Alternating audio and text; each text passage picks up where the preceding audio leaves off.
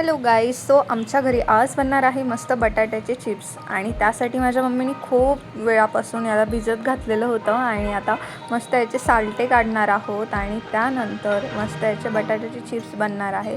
So आता मी बसली आहे छानपैकी याचे चिप्सचे साल्टे काढण्यासाठी आणि तुम्ही बघू शकता हे एक जे मशीन टाईपच आहे त्याने इझिली निघत आहे. सो तुमच्याकडे कशा पद्धतीने बनता बरं चिप्स हे नक्की कमेंट करून सांगा. आणि त्यानंतर हे तुम्ही बघू शकता माझ्यासोबत भैयू होता, तो पण एकदम मदत करत होता आणि आमच्या दोघांचे एकदम मस्त म्हणजे बटाट्याचे चिप्स काढणं चालू होतं आणि समर्थ आमचा व्हिडिओ घेत होता. सो मी त्यात माझी बडबड चालू होती, भैयू असंच नको काढू तसंच नको काढू.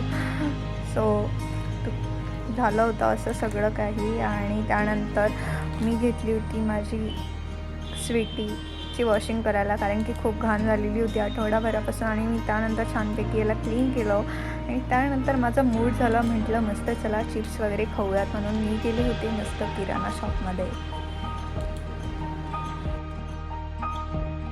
आणि त्यानंतर घरी आल्यानंतर मी बनवणार होते मस्त केळीचे चिप्स. त्यासाठी मी याचे चांगले सिलटे काढून घेतले होते आणि त्याला छानपैकी पाण्यात ठेवलं होतं, कारण की पाण्यात ठेवल्यानंतर ते काळं होणार नाही याची काळजी घेतली. आणि त्यानंतर मी मस्त तुम्ही बघू शकता मस्तपैकी छान क्रिस्पी बटाटो चिप्स बनाना चिप्स बनवलेले आहे आणि हे खूप एकदम क्रिस्पी टेस्टी बनलेले आहे. सो आणि त्यानंतर मी सगळं पंजाबी तडका, सेव मुरमुरा शेव, त्यानंतर चिप्स कुरकुरे सर्व आणलं होतं आणि मिक्स केलं. सो ही भेळ मला प्रचंड आवडते. तुमच्याकडे कशा पद्धतीने भेळ बनता बरं?